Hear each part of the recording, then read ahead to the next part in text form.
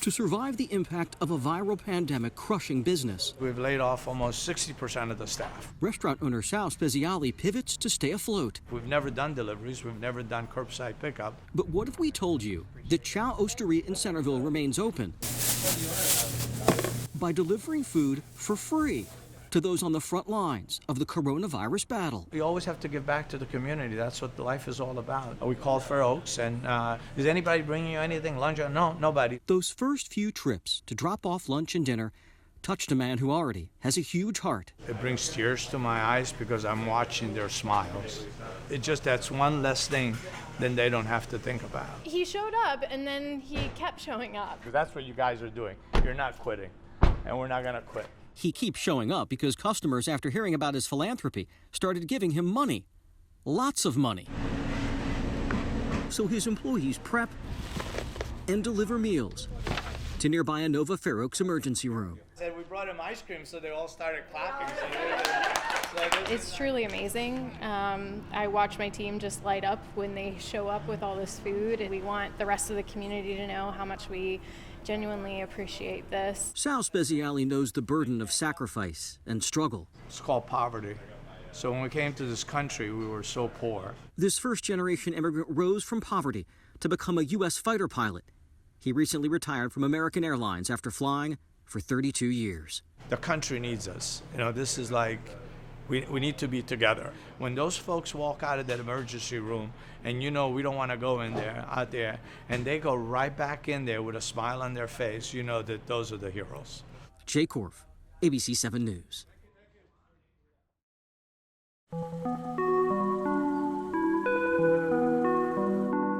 At first, it didn't seem real. In this new and awkward normal that we live in, You sometimes think, this is never going to end, and is this my new reality? so much has been taken from us. I don't think we're going to have prom or graduation or any of that. I'm going to be wearing my fencing uniform because I lost the rest of this fencing season. But in the Lansdowne neighborhood,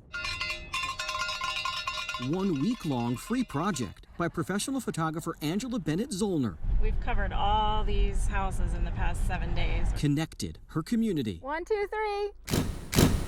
I had this idea to do these long distance photos from the street so that I don't have to get near people. Good, that looks great. And I drive around every evening for about 2 hours. Kids are putting athletic gear on, college students wearing their sweatshirts. A lot of people come out with laptops and show me how they're working remotely now and just, what they're missing, what they're sacrificing. And then everybody scooch this way just a little bit. Each picture, like at Wendy Marco's home, serves as a unique portrait in an uncertain time. 26 years I've been a professional hockey skating coach. I actually teach some of the Capitals. Wendy and her daughter are out of work. It was extremely sad and hard. For the Trimmers, there's disappointment and hope. It helps us be, I think, mindful and present and grateful and really focus on what we do have. You're welcome. Amazing response. I have people telling me that they're in tears watching the slideshow. Yes, the gnawing anxiety of isolation can't be dismissed. But this unique collaboration has also been a lot of fun. You guys ready? Cheers. If nothing else, the folks of Lansdowne remind us We're still all together in this, even though we're apart. the distance between us is much closer than we realize. Hi, everyone. Hope you have a great day today. Jay Korf, ABC 7 News.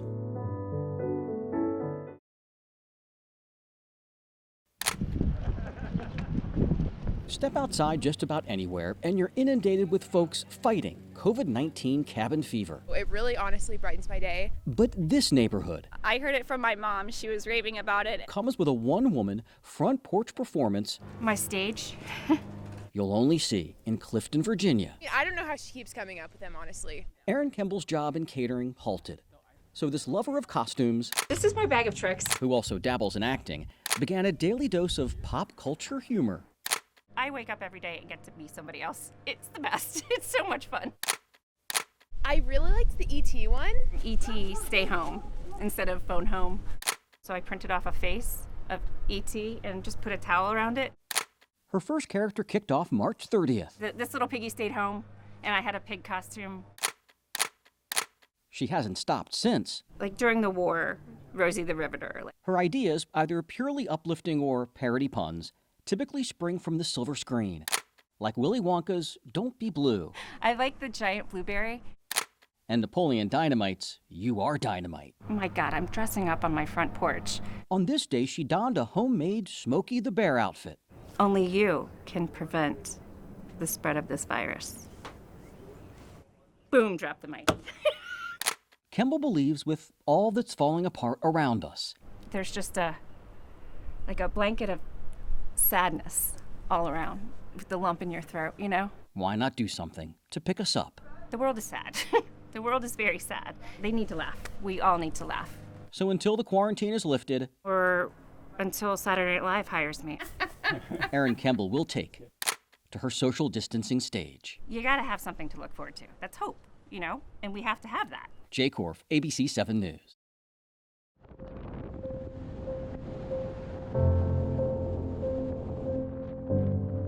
Most of us in our lives haven't faced anything like this. The isolation, fear, and disquiet coursing through our nation has inspired a determined movement of volunteers who know full well the heartache of loss and uncertainty. A movement now protecting those fighting on the front lines of the COVID-19 pandemic. Oh my goodness. Beautiful masks. Look at all the different ones. We have over 100 volunteers, and we kind of dub them the heroes behind the scenes. We're going to Gold Meadow Court. Tina Zuccolo and Mary Urban have been scrambling for weeks to keep pace with a campaign of compassion. It says, thank you, stay safe. They work for Virginia Cancer Specialists. Their doctors, nurses, staff, and immunocompromised patients need masks. A lot of masks. The hand-sewn mask just helps to extend the life of the surgical mask. A few weeks ago, they asked their Facebook followers for help. And the response has been amazing. I mean, I can't even have calculated that something like this could have happened. We get them in gift bags and shoe boxes. The spouses, parents, brothers, daughters, and granddaughters of patients who beat cancer, are still fighting cancer, or lost their battle with cancer, reached out immediately. Oh, yeah. There was no brainer. We've got to do something to give back. In the craziness right now, that this is something we can do. Kelly McLean and her daughter from Springfield have been working round the clock, making masks in honor of thoracic surgeon Sandeep Kandhar. So this is a lung cancer right here. Dr. Kandhar saved the life of cancer patient Ann DiBenedetto, Kelly's mother. If it hadn't been for them, I don't know Mom would still be here, really. And it feels really good knowing that, in a small sense, this is a way to say thank you to Dr. Kandhar. Barbara Taylor of Arlington lost count on how many masks she's made. Her husband David is undergoing immunotherapy as we speak. Everyone, I think, wants something tangible that they can do. And I happen to know how to sew. And we learned from Karen Berube of Fairfax that this movement is about so much more than fabric and elastic. I think I've made 150. I'm working on 50 more. It's about giving back to those who were there during Karen's darkest hours. The love of her life, her husband Mark, was diagnosed with cancer in 2011. He passed away last summer. It's hard for her to talk about him. Not without crying. So we had the classic high school romance kind of thing and split apart. But I've known him since I was 15. It was my whole world. So when she got the call, there was no hesitation to help shield the doctors and nurses who did all they could to save her beloved. Looking out for them, trying to. I think that's important. I am going to keep sewing.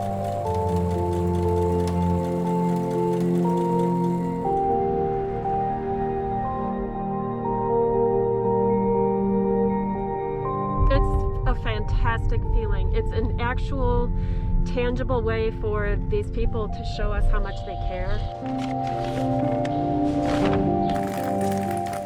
Tina Zuccolo and Mary Urban have collected more than 2,000 masks in only 2 weeks for Virginia cancer specialists.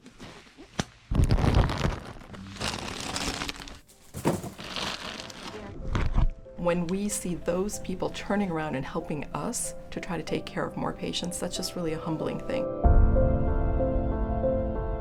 Maybe the mask is the enduring symbol of this trying time in our history, a collective expression of caring, solidarity, and resilience.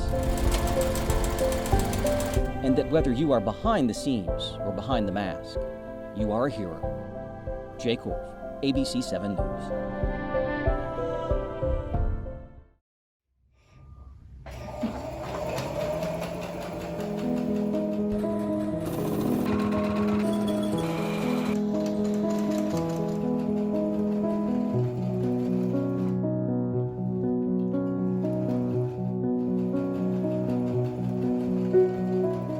We can't all be doctors and we can't all be nurses, but we can, each of us, do something to make sure that those healthcare providers who are taking care of so many right now do have the best protection we can give them. This is something I can do. I can sew, not very well, but I can make masks and I can help protect people that way. To tell you the truth, when I started, I was thinking I'm helping others, but now it's very therapeutic. After my whole days of work is over, I sit down and start sewing in the night. And sometimes it's midnight, 1 o'clock, 2 o'clock, but it's actually helping me. I have friends who are nurses and who are vet techs and who live and work in retirement homes, and a lot of them were running out of their supplies, and it was really heartbreaking to see. And so people started making masks, and so I said, well, I can do that. That's easy. I like to make them really pretty, and I'm hoping that we can help save a life. In 2017, I actually had to have open heart surgery, and I owe my life to the team of doctors, surgeons, and nurses who made sure I came out of that okay.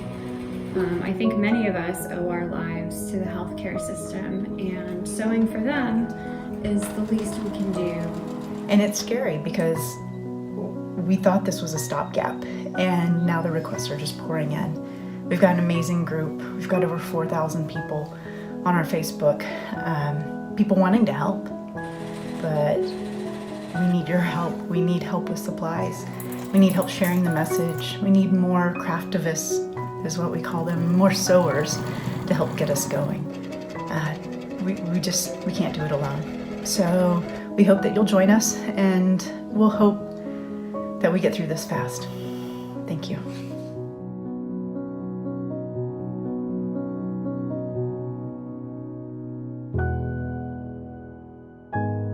Let them know that if nothing else, someone is thinking about them, someone has their back, and it's us, it's your community. It's supposed to come out something like this. Not a professional seamstress, but hey, there you go. Stay safe, everyone. Please stay home. God bless.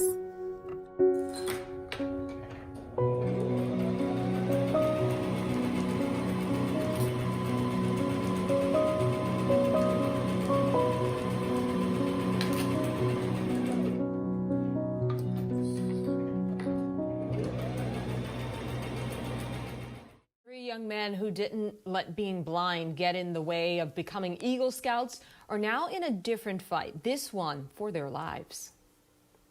Yeah, we featured the Cantos triplets a few years ago. Now they all have COVID-19, and 2 of them are hospitalized. Tonight, ABC 7's Jay Korf spoke with one of the brothers from his hospital bed. It's really scary. I mean, when I came to the hospital, I was like, what's going on? You know, I've never been this sick before. This is not just a normal cold, guys. It's a really big deal. Leo Cantos, his brothers Nick and Steven, are about as resilient as they come. A couple years back, we featured the triplets after they earned the rank of Eagle Scout.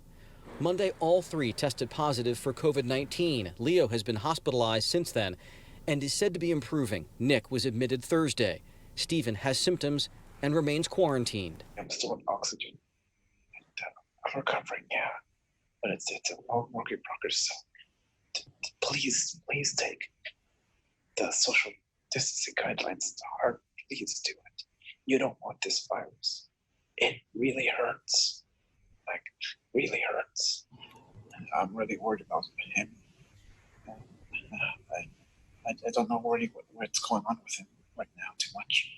He's trying to keep his spirits up, but he's kind of scared. Ali Cantos tells me his 20-year-old sons did everything right. They came home from college and self-isolated for a month in a separate house in Arlington that they shared with others. But there were a few people in that house that did come and go, and somehow one of them tracked it into the house, and they don't show symptoms at all, but they still brought it in, and it affected all three of my boys. The family is not focused on blame. They only want your prayers and your vigilance. If I didn't have all these people rooting for me, I don't think I would be able to survive this. Jay Korf, ABC 7 News.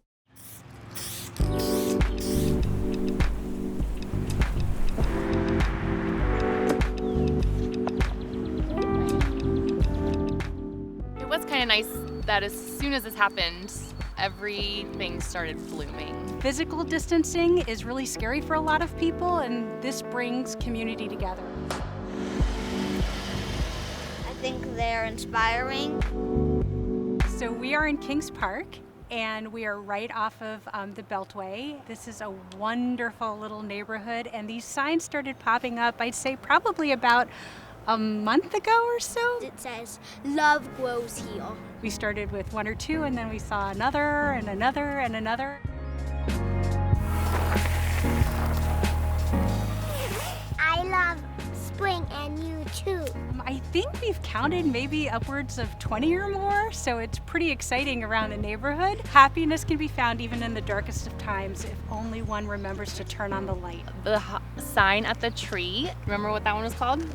You wanna say Every little thing is gonna be all right. I had a little bit of anxiety the day after I made our signs the first time that every little thing is gonna be all right probably isn't true for everybody. Well, Mommy, every little thing is gonna be all right, because big things can't always be all right. Thank you, Hannah. That makes me feel better. And we see the sign that says we got this, and it gives us a little more strength to keep going. Oh, I'm just trying to put some details on Chewbacca. We've got Chewie and we've got Baby Yoda. Everybody knows Baby Yoda. My name is Raya Rossi. We are in Springfield, Virginia, at my house in the front yard, social distancing. We're just having a good time painting the signs and bringing people like just a little bit of a smile when they walk by or run by.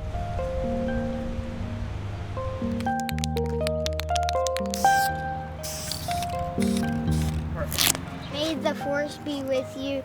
Stay 6 feet away, you must.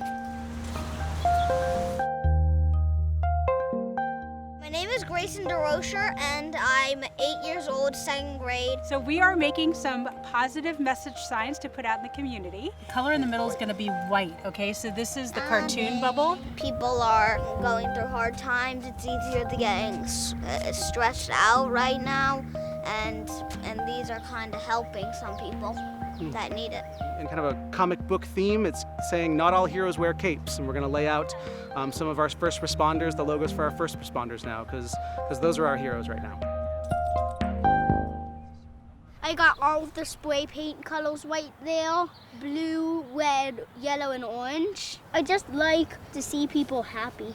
I'm outlining my letters so it's easier to see them. It says be safe, and then I put a hashtag stay awesome. I hope that everyone can make it through this time safe and happy. Did it. Done. Now what? Oh, we need yellow! It's a sun with a rainbow on top. And after it dries a little bit, we're gonna take the tape off, and then the words will be white. Shine bright! I'm Evan. I'm Joey. And we're making a sign which is gonna say "Have fun."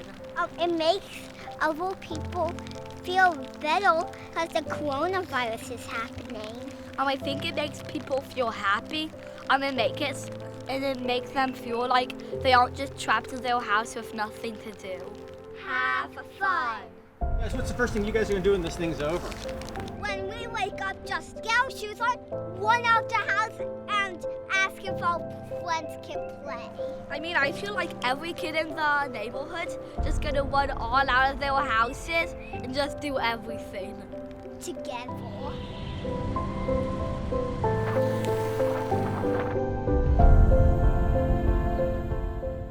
We're not just neighbors, we're all friends. My sign says hope, and to me it's a sign of hope that this will come to an end someday. Yeah, this is a really tough time. It's more than just an art project. I haven't seen anybody else in any other neighborhood making signs like this. Something for everybody to look at and know we're all in this together.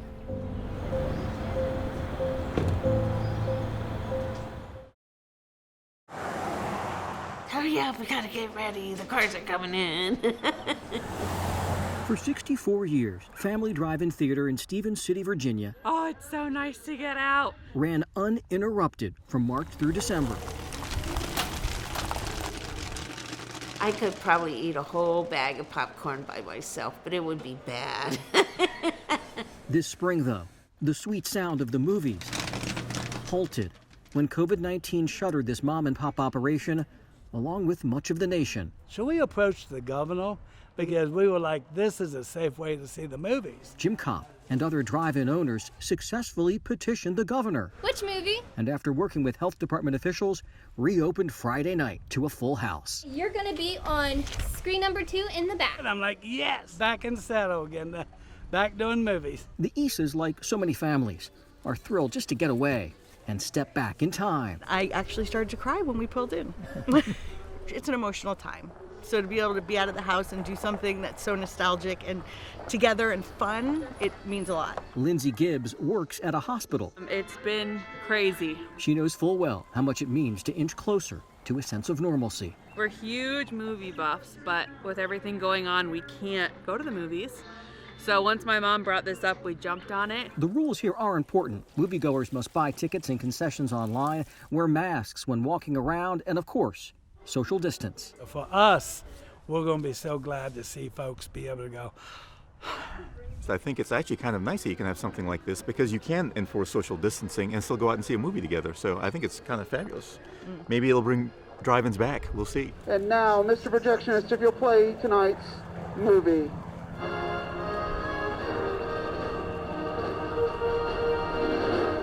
Jay Korf, ABC 7 News. Nestled deep in the heart of the Shenandoah Valley, where agriculture is king, resides a small farm facing a tall order. We do it the old-fashioned way. It's very, very labor-intensive. Everything is outdoors. The Baker family has been raising pigs on this land for more than a century.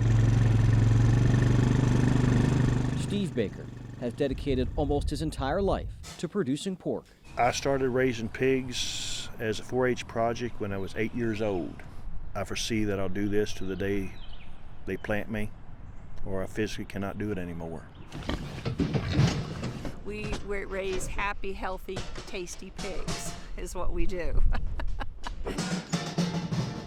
But his passion for making pork took an unexpected turn when COVID-19 shuttered processing plants across the country. There's so much stress and anxiety out here right now. When restaurants closed and grocery stores started limiting meat purchases, customers turned to smaller outlets. Baker Farms, for example, is nimble enough with only 700 pigs to process its own product. These are loin chops. But Baker primarily sells at farmers markets, most of which remain closed in early May due to stay-at-home orders. When this hit, we were grappling with how do we get a hold of our customers. They quickly built a website to take online orders.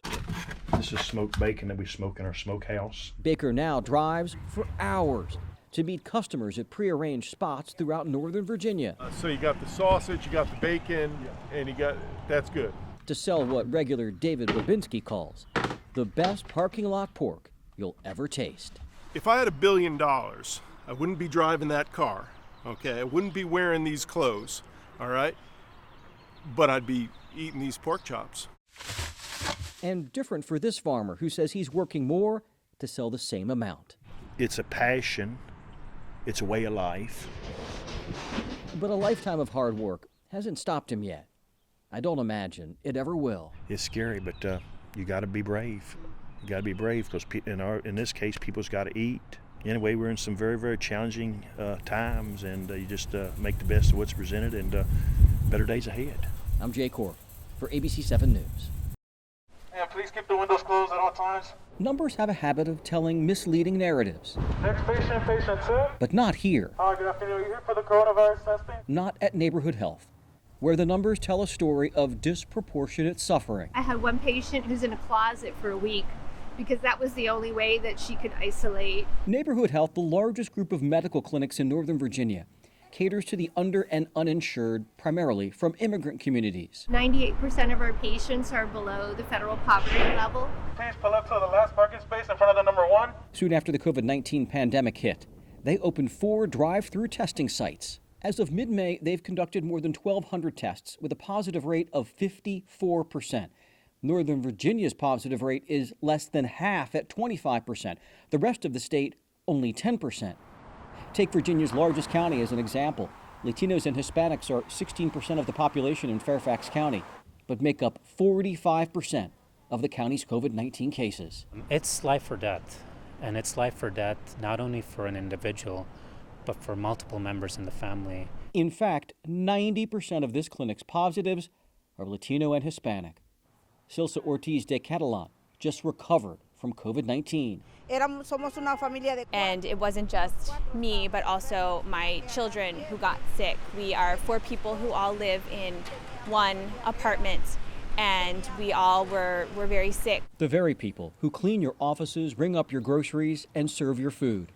Like 45-year-old Maria Cabrera Zayala, who worked at a now-closed restaurant. I had a fever of 105 degrees and pain all over my body. I was like that for about a week. This is Zayala fighting the virus, isolated to prevent spread.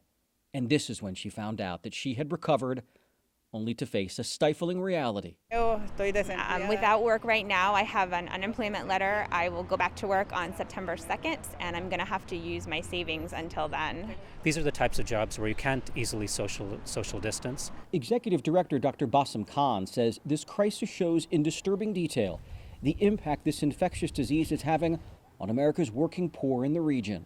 I think what it does is that unmasks many of the underlying problems that we've seen in the first place. But you can feel fear in people's voice. You can feel anxiety. Fear not only of getting coronavirus, but of losing their jobs, of losing their homes, of not having enough groceries. So Neighborhood Health added another responsibility to their job description. They're partnering with United Community Food Pantry in Alexandria. It could be vegetables, fruits. Delivering hundreds of meals to people actively fighting the virus while isolating at home. Word cannot express what they feel. They're so grateful. Jose, who would only give his first name, was just cleared to return to work and thankful for food delivered to his door while battling the virus. Impacts your ability to get income, and you're not able to leave, you're not able to go out and do the things that you would normally do, and so this has been a huge help to me and my family. While we all want this viral fog clouding our lives to lift, this public health official is not so sure that we are ready to reopen. Things are not getting better, things are getting worse. The numbers that we're talking about ultimately are real people. They're real people in our communities, they're real people that we come into contact with, and importantly, we rely on. I'm Jay Korf for ABC 7 News.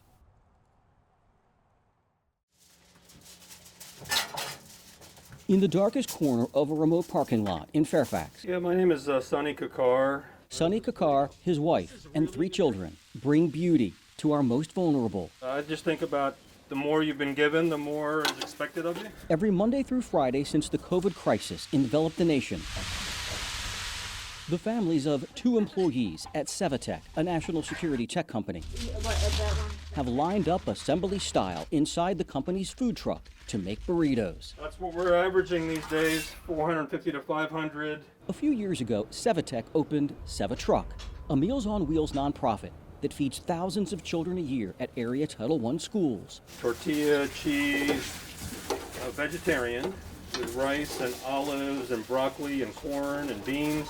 Then COVID hit. I feel like the last 4.5 years have just been in preparation for something like this. You guys need some more cheese? In only 2 months, they've made 20,000 burritos, 2 to 3 times their normal output. And when COVID hit, we changed our business model very quickly. On this day, Nancy Lobo with the Child and Family Network Centers, a well-respected preschool in Alexandria, picked up hundreds of free meals. For some people, a bag of food doesn't seem a lot, but it is a lot to our families. Hi. Sorry, I'm a little late today. Oh, no, you're totally fine. How are you? This preschool offers free and reduced tuition for families in crisis. Families now struggling even more. I was recently laid off Monday. Nierica Pennick's 4-year-old daughter goes here. Now, while teaching is done virtually, the center remains open for weekly grocery pickups. So every Wednesday we come and we get some food and some snacks and school supplies. Thank you so much. Thank you. The kindness of the Alexandria and Northern Virginia community for our families who are the most vulnerable right now is incredible. Executive Director Jackie Didio says when staff asked parents what they need the most, they said food. That's amazing. One, because burritos are like delicious, and two, it's just like you see how kind people are when like bad things start to happen, and like people just reach out and try to do whatever they can. So good to see you. Me too. Thank you so much. Take care. You too. But there's more to Sevitech than a company and a truck. Rice and broccoli and peas and mushrooms and... Seva, in Sunny's native Punjabi, means selfless sacrifice. We've been able to make them delicious. We've never had a complaint. A few years ago, Kakar heard a calling to give all that he could since his company was flourishing. Actually, I run a technology company called Sevitech in the DC area. That's right. The guy behind the grill is the CEO. So this is a major tenet of not just my belief system, but I think a belief system that a lot of people share. A belief system Sunny Kakar and Jackie Didio hope endures long after this virus is contained. He just said, thank you so much for everything that you have done for us. We really appreciate it. We really do get to work together as a community now, and kindness truly rises up through everything that's going on. I'm Jay Korf for ABC 7 News. In this time of isolation, I'm not sure I can be that strong. friends Tracy Goodwin and Liberty Lally What matters is what we're doing it for. gathered on a sun-drenched evening to remind a friend and her son that they are loved. I am writing "We Love You, Tommy," and actually I probably should have put Teresa in there too, because Teresa, I get emotional. She's got a big heart. The signs are for neighbor Teresa Elder and her 27-year-old son Tommy. I don't want her to be lonely. Tommy has a seizure disorder, is nonverbal, and requires care 24/7. A recent seizure landed him in the ICU at Inova Fairfax. The first night we were here, they kept saying we aren't allowed any visitors, and I kept telling them I'm not his visitor, I'm his voice, because he can't communicate. Teresa Elder got permission to stay in Tommy's room while he recovers, which means she is stuck too. This is day number 19. And for the health and safety of everyone, she cannot have visitors, including Tommy's dad. And I was told, once you're in, you cannot leave. So for the last few weeks, her friends have come to her. We're her fan club. Almost daily, they line up on the grass, Hey, Teresa. 7 floors below Tommy's room. Tommy! Tommy! Go, Teresa! They know it's the right one because Teresa communicates back with cut-up pieces of paper towel. Just trying to imagine what it's like for her and for Tommy. This is the view from Tommy's room, a distant and grainy snapshot in time that so clearly tells a story of enduring support. I guess maybe that's what's getting me by, like just being able to look out there and see people and wave and know that even though I know we have support, seeing it kind of hits home and makes it easier. We're physically distancing, but right now we're not socially distancing. We're very connected. Very connected. And if you couldn't see me, then you couldn't see the tears in my eyes, because it was just heartwarming to see that much support and everyone coming at once and being part of our journey, even though they can't physically be in here with us. Teresa Elder is hopeful that her son will be released next week. I'm Jay Korf for ABC 7 News.